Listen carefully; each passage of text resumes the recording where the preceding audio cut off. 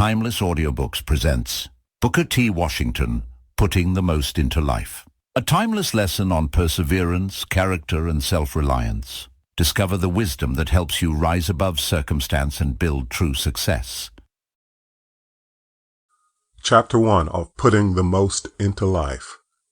Health, a requisite for effective living. The individual who puts the most into life is the one who gets the most out of life. The first requisite for making life effective for one's self or society is a sound body. There have been many people who, in spite of weak bodies, have enriched the world by noble thought and work. There has been a long line of physically weak men who have helped the world onward, but the rule holds that the best work has been done by men and women of vigorous health. It is important that the Negro race in its present condition shall learn just as quickly as possible how to have good, strong, healthy working bodies, for so much is dependent upon them. In the world of industry, the world of commerce, all mental activity, and spiritual endeavor, no matter in what direction one's attention or energies may be turned, strong bodies are needed to meet the demand. There are a few simple rules which should serve as guideposts to those who would make the most of their physical being. One of the conditions of a good, strong working body is contact with fresh air. In the early days of this school, when we were housed in shacks and cabins, whatever else we lacked, we were, by virtue of necessity, abundantly supplied with air. But now that we are getting into plastered buildings with good floors and windows and doors, there is danger of suffering from poorly ventilated rooms and a lack of health-giving air. Those who live in the large cities would do well to become disciples of Wordsworth, and with him learn to know the inspiration and strength that come from wood and forest, the joy of intimate acquaintance with birds and flowers. The individual who has the privilege of living on the farm and coming in contact with the earth and grass and trees and real things is the individual who, provided he has an eye to see and an ear to hear, is most to be envied. Next in importance to an abundance of fresh air is the habit of regular, systematic exercise. People often think that this kind of exercise costs a great deal of money, that it means costly apparatus and artificial fixtures. Not so. It requires no great outlay of time or energy for the boy on the farm to breathe deeply as he follows the plow or scatters the seeds. And yet, simple exercises of this kind are essential to the life of a race whose mortality from pulmonary diseases is alarming. Every boy in the machine shop knows how necessary it is to keep his machinery well oiled and in good running condition. Then, too, every such boy knows the importance of keeping every part of his machinery as clean as possible. Now your body is a machine, but how much more delicate and intricate than any made by man. How much more necessary to keep it in good running condition and absolutely clean in order that it may do its best work. In addition to pure air and cleanliness, I want to speak of the wearing of comfortable clothing as another essential to right living. I am glad to see that the world is fast getting away from the old habits that used to enslave people in this matter of dressing. The habit exercised by many of wearing small shoes, for instance, until their feet were cramped in severe pain, merely to have the world think they had small feet. What does it matter to the world whether a person has small feet or large feet? Whoever stops to think whether great poets, historians, the great workers in economic and religious life, men and women who have really accomplished something, had large or small feet, whether they wore 4s or 8s or wore large or small corsets or none. I am glad to see that all peoples and races are getting away from that kind of thing. And I want the Tuskegee students to make up their minds to buy shoes to fit, no matter what the number. We consider the Chinese ridiculous to keep their feet cruelly cramped in order that they may be small, but many of us in somewhat less degree are guilty of the same thing. The importance of temperance has been repeated over and over again from this platform, and intemperance in eating or sleeping is not less disgusting than intemperance in drink. The world's work is to be done by men and women of vigorous intellect, but the sound mind must have its foundation in a body which is kept clean and made comfortable by proper clothing, pure air, regular exercise, and wholesome food. No workman, however competent, can do work unless his tools are kept in proper repair. My plea is that the young Negro students shall acquire strong working bodies to be used as tools to serve therewith their fellows and their Maker. This is the end of all living. End of chapter 1.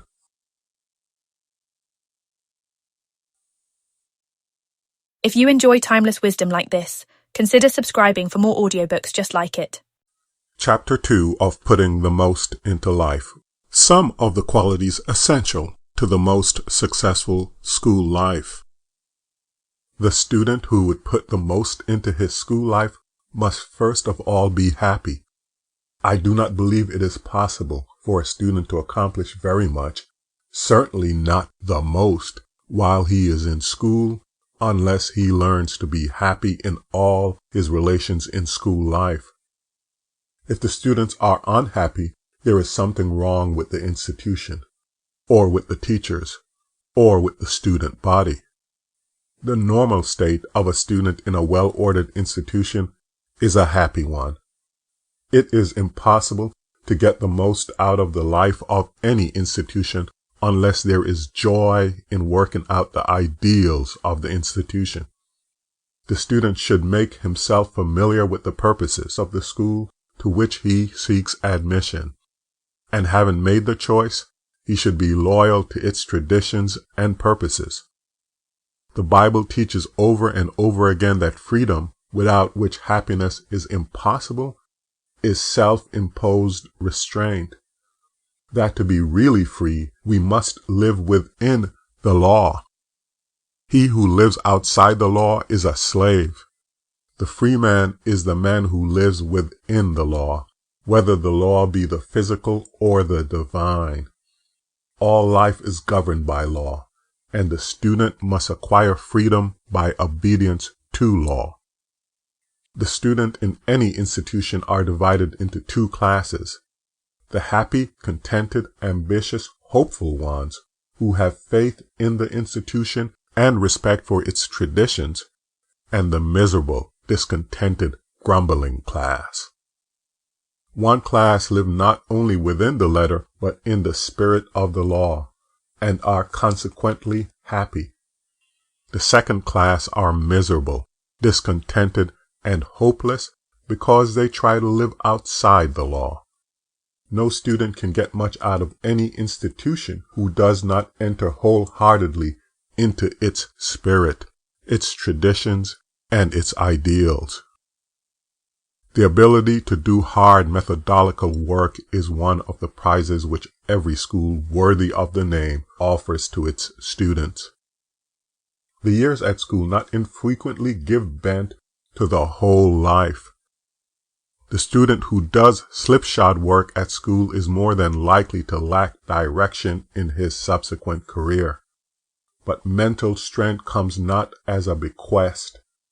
It is a prize that must be contended for write earnestly, and dictionary, cyclopedia, textbooks, and shop are tools which instructors place in the hands of students to help them win the prize. The proper use of these tools must depend finally upon the individual student. No one gets much out of life who does not make his education a real, vital part of himself. Many people have education very much as a parrot has his command a certain number of words or sentences. The words and sentences that the parrot utters are no real part of him. They are merely something tacked on to the parrot and foreign to his real natural makeup. Some people use education as they use their Sunday clothes, on extra occasions only. They bring their education into play when they are in the company of others, commit a few quotations, and use big words which have no working place in their vocabulary. To try to make education a real part of oneself is the way to get most out of one's school life. Just as the food a man eats become a part of his blood and bone, so should education become a vital part of him. Education must be digested and assimilated in order to make it significant. The student who leaves undone immediate duties because of bodily laziness is leaving happiness far behind him. Sins of commission and sins of omission alike tend to weakness. Our ability to make the world better depends entirely upon our ability to use every opportunity to make ourselves better. A largeness of life, a variety of interests, and breadth of view are among the prizes which a school offers to its students. These qualities the ignorant man does not possess. Largeness of life and breadth of vision give faith in the future. That largeness make one person take the long view when the other is taking the short view. That largeness lifts the educated person far above the temptation to gossip about little things, above the temptation to get down into the mud and slime with which weaker individuals are smeared. To be loyal and obedient to the legislation of an institution, to make thrifty use of textbook and shop and farm and every part of the school equipment is to attain that mental strength that makes for largeness of life and breadth of view. These qualities come not by observation, but they do come by conscientious work in season and out of season. They are all within the reach of the student who is willing to work for them, and they are all essential to real happiness. End of chapter 2.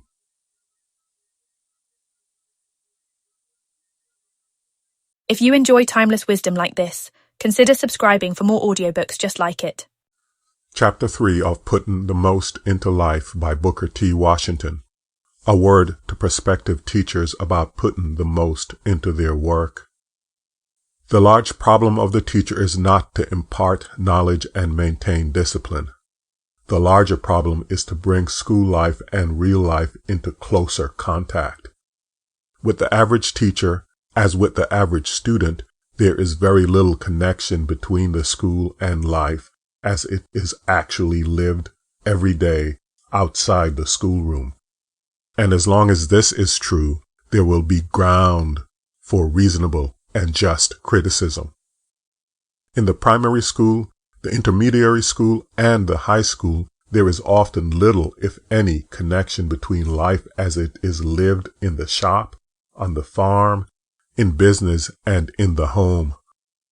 It cannot but prove of mutual advantage if the teacher can bring school life into actual touch with the life of the people about him.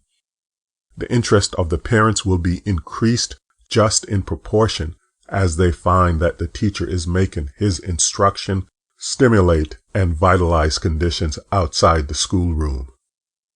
It is difficult for the parent of the country child to note the results of education through the usual processes and channels of knowledge.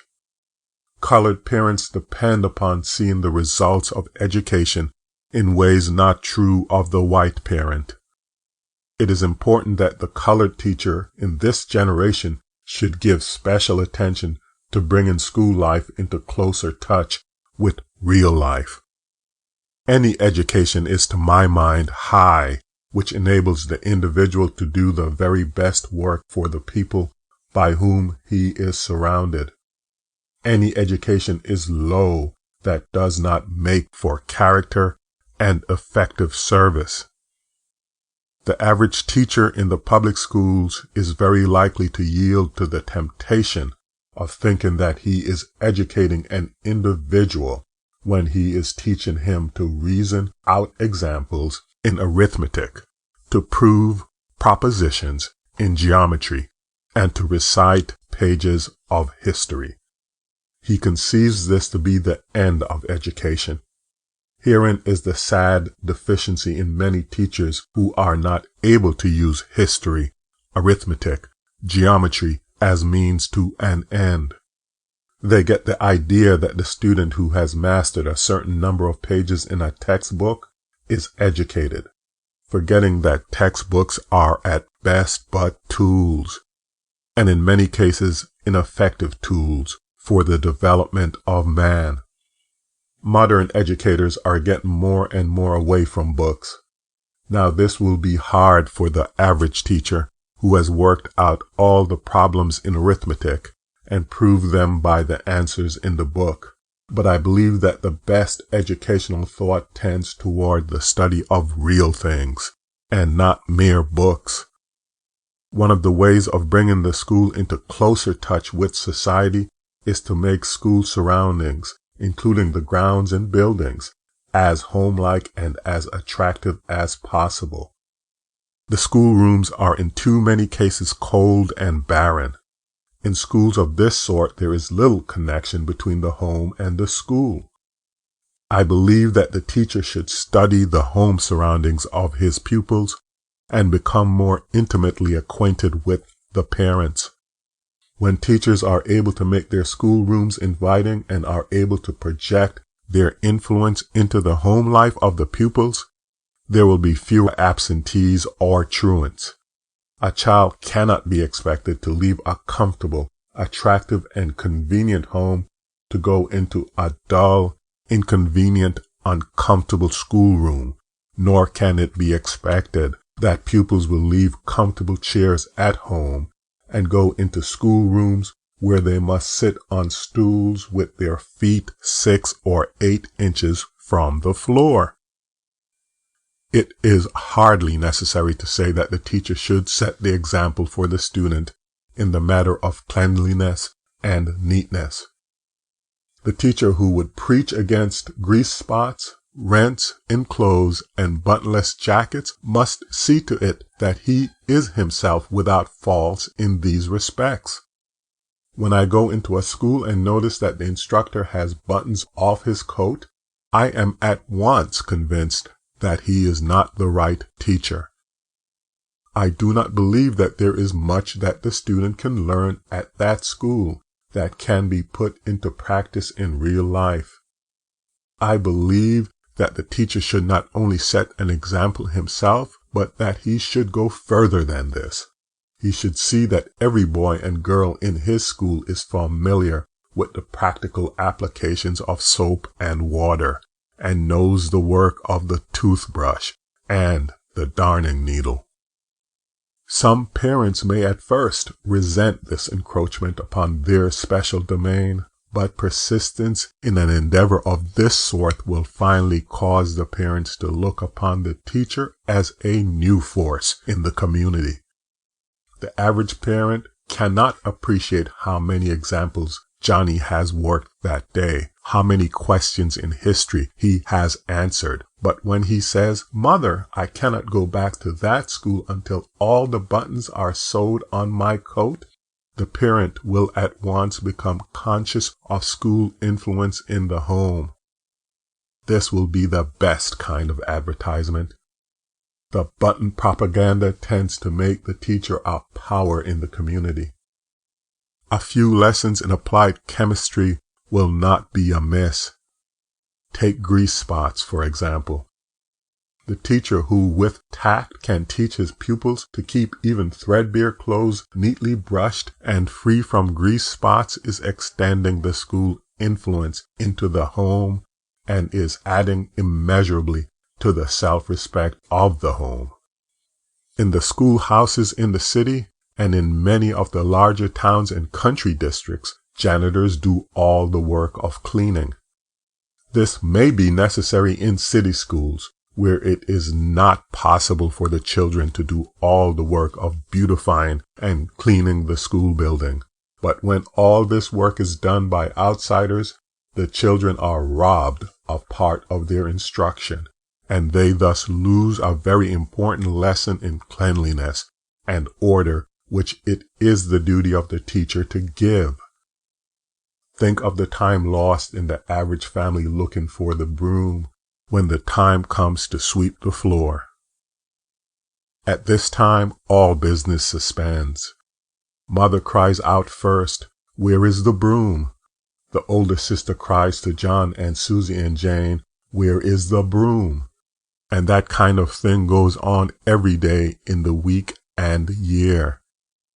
It takes the average family from 10 to 12 minutes every day to find the broom. Now we should teach a different lesson in our schools. We can teach in the first place that there are two ways for the broom to be put up, a proper and an improper way. We can teach the children that there is a place for the dustpan and the dust cloth and the matchbox. The matchbox is another thing that suspends business. Every night when the matches are wanted, everything goes helter-skelter. This is a larger problem than the broom. There being absolutely no light on the subject. The children should be taught that there must be a definite place for the broom and for the matchbox. And it is surprising how quickly these lessons will be taken from the schoolroom into the home. Even the listless parents will be roused to interest by such practical teaching. The child who goes to school in a room that is clean and attractive will not long be content to live in a home that is dirty and disorderly. I was recently in a schoolroom in South Carolina. The teacher had a reputation for being a well-fitted instructor, and I expected much of him. He was teaching the children by the latest methods. The children sang well. They recited their lessons well. But the fact that 1/3 of the plastering was missing made the greatest impression on me. I could not detect the slightest attempt on the part of the teacher or students to see that the plastering was restored. I should have suspended school a day or two until the plastering could be replaced, rather than teach day after day by silent approval a lesson of disorder. If the teacher is careless, the pupils will accept his standards and go through life in an indifferent, slipshod manner. If from the first day they enter school, they are surrounded with object lessons of order and cleanliness, more will have been done to educate them in a large and helpful way than if they had centered their interest in books alone. Order and beauty are sacrificed in many of our schools because 1/3 or 1/4 of the window glass is out.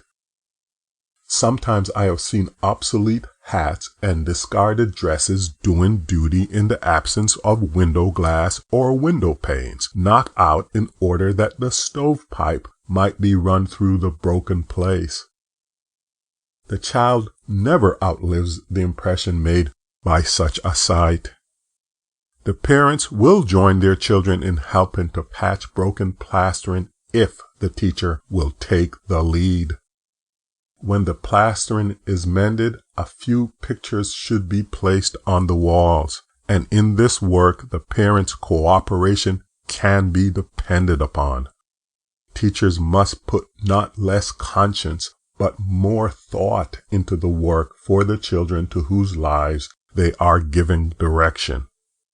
By putting into their work more of their better selves, more of their personality, teachers will add not only to their own happiness and usefulness, but will be doing real work toward hastening the coming of that kingdom for which they daily pray. End of chapter 3.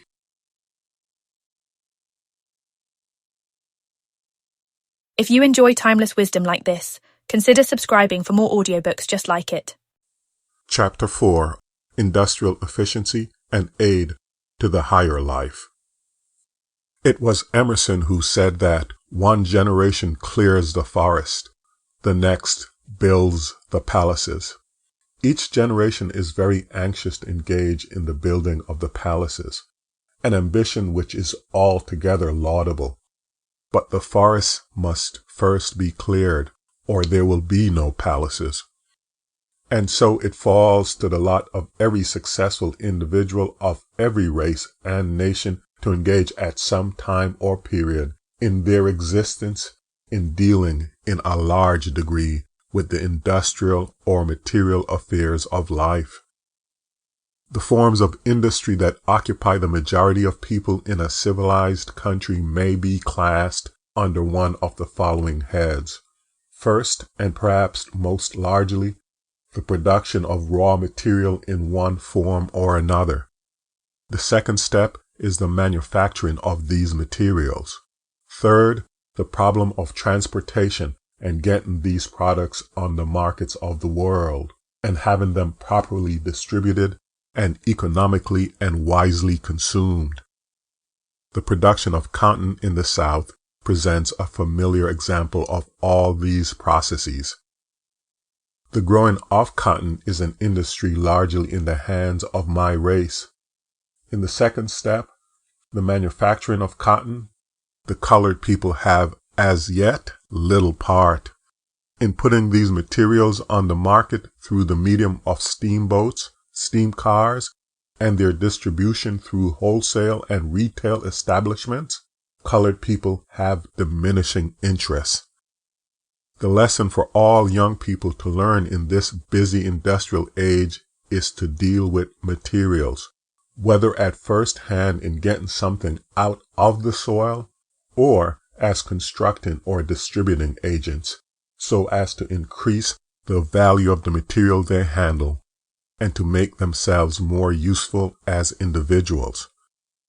The main source of all productiveness is in the soil, and the work of getting out of the soil all that can be gotten out of it has, in recent years, made agriculture an intellectual pursuit. It is very important to note the progress of the world during the last few years, when people have learned to put more into life by putting brains and skill and confidence into all industrial operations. A few years ago, the man who was going to be a farmer made almost no preparation for his work. Skill and intelligence were not considered necessary. But today, in every civilized country, there are institutions that have for their sole purpose the teaching of methods of getting everything possible out of the soil. A few years ago, the mining of coal, copper, silver, and gold was left to the most unintelligent, ignorant, and unskilled people. There was little thought or skill put into the preparation for this kind of work. Today, mining schools have been established in all important mining districts, and this industry has been so dignified that intelligent and skillful men delight to enter it. The same thing is true of forestry. Within the last few months, a chair of forestry has been established at Cornell University, where young men can learn all about the selection and cultivation of trees. The Department of Agriculture at Washington is spending over $2 million yearly in showing people how to take care of the forests. The world is making all the material products serve not as masters, but as servants and servants in the sense that they are making people put more thought, more effort, more skill into life, and enabling them thus to get more abundant returns wherewith to enlarge and ennoble their lives. There are opportunities about us on every hand. The Southern farm offers great opportunities to every young man who will use his talents. The idea that farming means plowing with one mule or digging the ground with a spade is fast disappearing, for this industry is developing into a high and dignified calling. Young women of maturer races than ours are making large economic successes in the raising of chickens, in fruit growing, in raising small berries, and young colored women should begin to get some of the benefits of these industries. But the chance of material success in connection with industrial life is relatively of less importance than is the chance for the individual to get development through the mastering of difficulties in the management of industrial operations.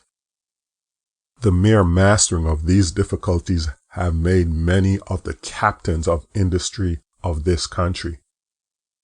Poverty discourages many a youth who start out in the busy industrial world, but the fact that others have conquered poverty is an earnest that others for centuries to come will get courage and strength out of adverse struggle. The colored man starts out, it is true, with an additional handicap, but here is the chance for Negro youth to learn to turn disadvantages to advantages.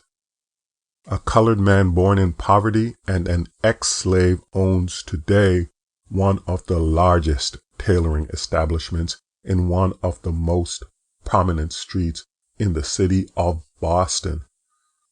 This man has learned the sweet uses of adversity and knew how to lay hold of disadvantages.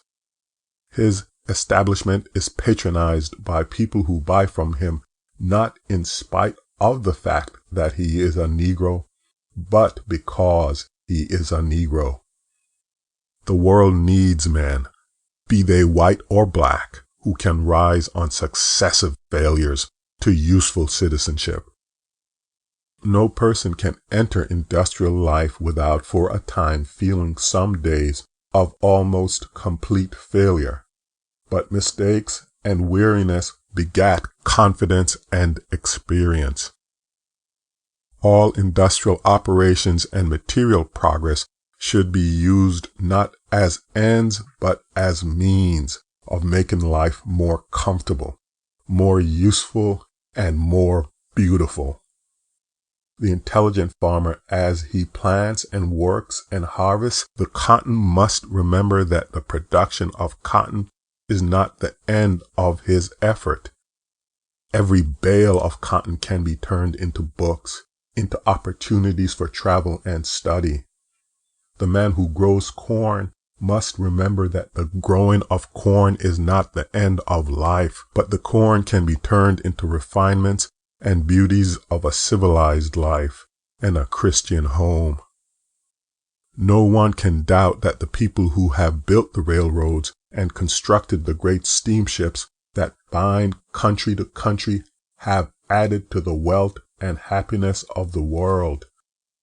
Finally, it must be remembered that the mastering of difficulties should bring poise, purpose, and vision.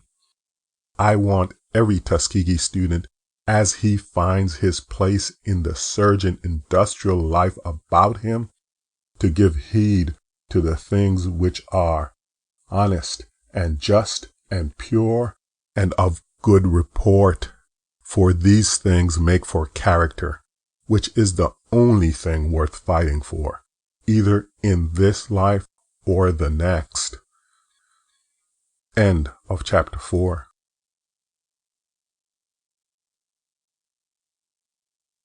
If you enjoy timeless wisdom like this, consider subscribing for more audiobooks just like it. Chapter 5. making religion a vital part of living.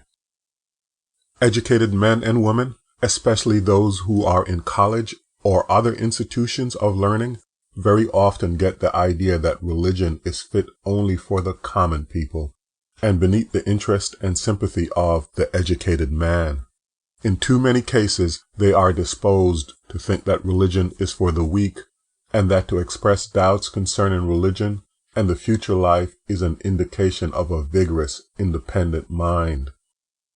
No young man or woman can make a greater error than this.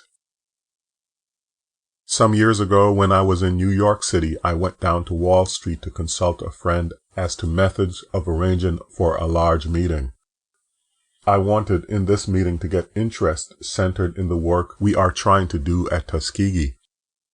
My friend said, "If you can secure the cooperation of 4 men in New York City, the success of your meeting will be assured." I went to the 4 men whose names had been given me and secured their interest and cooperation. Some weeks later, there was a large meeting held in New York in the interest of the Young Men's Christian Association movement. In looking over the list of persons who were sponsors for this meeting, I found the names of the 4 men whom my Wall Street friend had mentioned. He gave me these names, however, with no thought that they were leaders in the religious activity of New York City. He named them chiefly because he knew their standing in the commercial and business life of the city was secure, and that anything they said would attract the attention of the public and would secure the confidence of the people whose interest and aid we were seeking.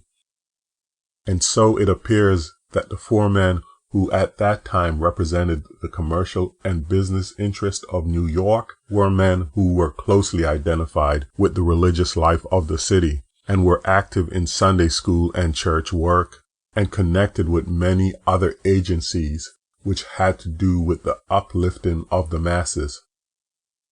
My observation has taught me that the people who stand for the most in the educational and commercial world and in the uplifting of the people are in some real way connected with the religious life of the people among whom they reside. This being true, we ought to make the most of our religious life and to avail ourselves of certain outward helps which are not ends but aid to higher spiritual living. First, the habit of regular attendance at some religious service should be cultivated. This is one of the outward helps toward inward grace. Nothing is ever lost by this habit of systemic devotion. But one says, what good is accomplished by attending church? Another says, I stay away from religious service and I am just as good as those who go. To put the question another way, was anyone ever injured by regular attendance upon religious services? The man who allows himself to grow careless about sacred things yields to a temptation which is sure to drag him down. As you value your spiritual life, see to it that you do not lose the spirit of reverence for the Most High, as revealed in your own life and experience. Reverence for the Most High, as revealed in the men and women about you, in the opening flower, the setting sun, and the song of the bird. Do not mistake denominationalism for reverence and religion. Religion is life. Denominationalism is an aid to life. Systematic reading and prayerful study of the Bible is the second outward help which I would commend to those whom I wish to see make the most of their spiritual life. Many people regard the Bible as a wonderful piece of literature only. The reading of the Bible as literature only brings its reward in that it throws new light on secular history and gives acquaintance with men and women and ideals which have been the inspiration of the noblest things that have ever been spoken or written. Nowhere in all literature can be found a finer bit of oratory than St. Paul's defense before King Agrippa. But praiseworthy as this kind of study is, I do not believe it is sufficient. The Bible should be read as a daily guide to right living and as a daily incentive to positive Christian service. I think that no man who lives a merely negative religious life can ever know real spiritual joy. There are many people who pride themselves on the things they do not do. The negative Christian always suggests a lamppost to me. The negative Christian says he is going to heaven because he does not lie. Neither does the lamppost. The negative Christian does not steal. Neither does the lamppost. He does not cheat. He does nothing of which he is ashamed. He is therefore blameless. The lamppost has never done any one of these things. I do not want the Tuskegee student to be a lamppost in their religious life, but I want them to turn their beliefs into energy that shall work into every detail of their lives. Not less repulsive to me than the negative Christian is the one who is always using his religion as a means of escaping from something, from hellfire or brimstone or some less remote punishment. This class of Christian use religion as people use the conjurer's bag or a disinfectant to ward off evil. They are not drawn to any vital thing in religion. They simply use it as a cloak to shield them from harm. To live the real religious life is in some measure to share the character of God. The word atonement, which occurs in the Bible again and again, means literally at one-ment. To be at one with God is to be like God. Our real religious striving then should be to become one with God, sharing with Him in our poor human way His qualities and attributes. To do this, we must get the inner life, the heart right, and we shall then become strong where we have been weak, wise where we have been foolish. We are often criticized as a race because people say that our religion is not real. They say that our religion is superficial, that in spite of our attendance at religious services and protestations of faith, we are guilty of petty pilfering, stealing, lying, and of walking crookedly in many directions. Whenever this criticism is true, it means that we have not learned what the religious life really means. We must learn to incorporate God's laws into our thoughts and words and acts. Frequent reference is made in the Bible to the freedom that comes from being a Christian. A man is free just in proportion as he learns to live within God's laws, and he makes grievous mistakes and serious blunders the minute he departs from these laws. As a race, we are inclined, I fear, to make too much of the day of judgment. We have the idea that in some far-off period there is going to be a great and final day of judgment, when every individual will be called up, and all his bad deeds will be read out before him, and all his good deeds made known. I believe that every day is a day of judgment, that we reap our rewards daily, and that whenever we sin we are punished by mental and physical anxiety, and by a weakened character that separates us from God. Every day is, I take it, a day of judgment, and as we learn God's laws and grow into His likeness, we shall find our reward in this world in a life of usefulness and honor. To do this is to have found the kingdom of God, which is the kingdom of character and righteousness and peace. End of chapter 5.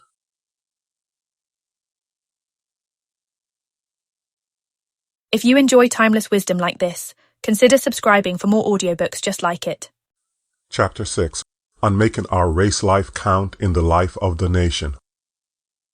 In the Bible, one finds over and over again the words, a peculiar people. Reference is made to the Jews as a peculiar people, a people differing in thought and temperament and mode of life from others by whom they were surrounded. Now, the race to which Americans of African lineage belongs is often described as a peculiar people, having had, as we know, a peculiar history. They differ in color and in appearance, and in a very large degree, their temperament and thought differ from that of the people about them.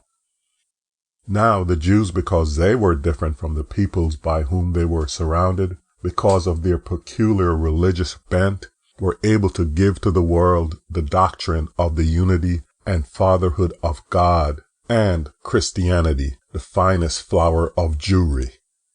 It is then, I think, not too much to hope that the very qualities which make the Negro different from the peoples by whom he is surrounded will enable him, in the fullness of time, to make a peculiar contribution to the nation of which he forms a part. What that contribution is to be, no man can now tell, but we must keep in mind that the race is made of individuals, and every man God made is different, has some deed to do, some work to work. Be undismayed, though thine be humble, do it too. As with an individual, so with a race. When you and I and all the other individuals that go to make up our race shall have learned to do well our own peculiar work, we shall be able to determine the bent of the race. It must fall upon you and me, who have had opportunity to work out in some measure our own individual problems, to give direction to the race. It is for us, therefore, to bring to the enrichment of our lives as individuals every quality which we are capable of cultivating. There is in the New Testament a passage which I like to refer to and to think of. It reads something like this: He that overcometh shall be clothed in white raiment. The expression, he that overcometh, occurs several times in the New Testament.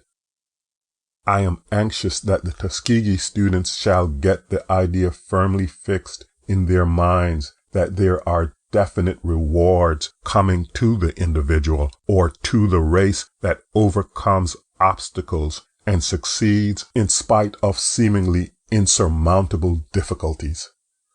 The palms of victory are not for the race that merely complains and frets and rails. I do not mean to say that there is not a place for race loyalty and enthusiasm. There is a proper and vital place for protests against the wrongs that are inflicted without cause or reason. Every race, like every individual, should be swift to protest against injustice and wrongs. But no race must be content with mere protests. Every race must show to the world by tangible, visible, indisputable evidence that it can do more than merely call attention to the wrongs inflicted upon it. The reward of life is for those who choose the good where evil calls out on every hand. That reward is moral character. The more temptations resisted, the more difficult the struggle, the more robust the character. The wholly innocent person is much less praiseworthy than is he who has faced temptation and has come out of it unscarred. The virtues of foresight and thrift and frugality brought bravely to the front will bring large material possessions which, if properly used, will refine and enrich life. I am constrained to refer once more to that peculiar people, the Jews, a race that has been handicapped in very much the same way as the colored people. their opportunities have been limited in many directions. In Russia today, they are in many cases debarred from schools and from entrance into the professions. And notwithstanding the barriers in this country, one of the most noted banking firms in the United States is composed of Jews. Members of a despised race, they made up their minds that in spite of difficulties, they would not stop to complain, but would compel recognition by making a real contribution to the country of which they formed a part. The Japanese race is a convincing example of the respect which the world gives to a race that can put brains and commercial activity into the development of the resources of a country. What material difficulties the thrifty Hollanders have had to overcome in the development of their country. But the battle against water and wind has developed not only a country, but an energetic, thrifty people. The Netherlands have literally been made by these sturdy Hollanders, who, because they overcame, are looked upon as a great and happy people. There is then opportunity for the colored people to enrich the material life of their adopted country by doing what their hands find to do, minor duties though they be, so well that nobody else of any race can do them better. This is the aim that the Tuskegee student should keep steadily before him. If he remembers that all service, however lowly, is true service, an important step will have been taken in the solution of what we term the race problem.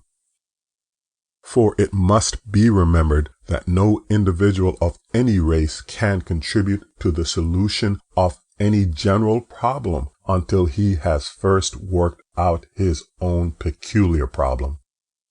Some months ago I met a former schoolmate whom I had not seen for a number of years. I was naturally interested to hear about his progress and began to question him. I asked him where he lived, and he said he had no abiding place. In fact, he had lived in a half-dozen places since we parted. In answer to other questions, I found that he had no special trade, no special business, no bank account. I asked then what he had been doing in the intervening years, and he answered he had been traveling about over the country, doing his best to solve the race problem. That man should rather have been at work at the solution of his own individual problem. An individual circumstanced as he was could not solve anybody's problem. It is important to have one's own dooryard clean before calling attention to the imperfection in the neighbor's yard. Each Negro can put much into the life of his race by making his own individual life present a model in purity and patience, in industry and courage, in showing the world how to get strength out of difficulties. The late President Garfield once said that no person ever drowned, no matter how many times he was thrown overboard, who was worth saving, and that remark, with a few modifications, might be applied to a race. No race is ever lost that is worth saving, and no race need be lost that wants to save itself. The world is full of little people who, through lack of wisdom and patience and perseverance, merely add to the world's burdens. The despised Negro has a chance to show to the world that charity which suffereth long, and is kind, and which never faileth. In the face of discouragements and difficulties, the Negro must ever remember that nobody can degrade him. Nobody can degrade a big race or a big man. No one can degrade a single member of any race.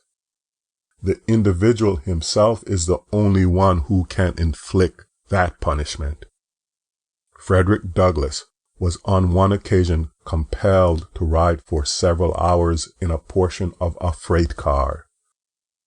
A friend went into the freight car to console him and said to him that he hated to see a man of his intelligence in so humiliating a position.